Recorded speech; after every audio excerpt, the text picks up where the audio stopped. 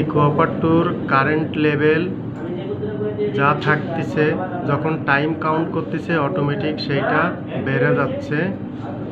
আর যখন আবার 1200 থেকে 1700 এর মধ্যে থাকতেছে তখন স্টপের জন্য টাইম কাউন্ট আর করতেছে না।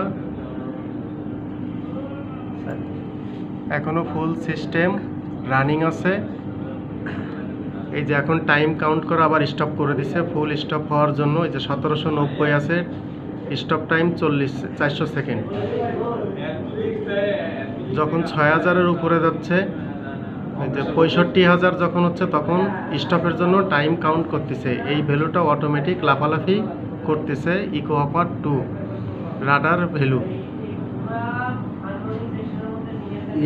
আপনার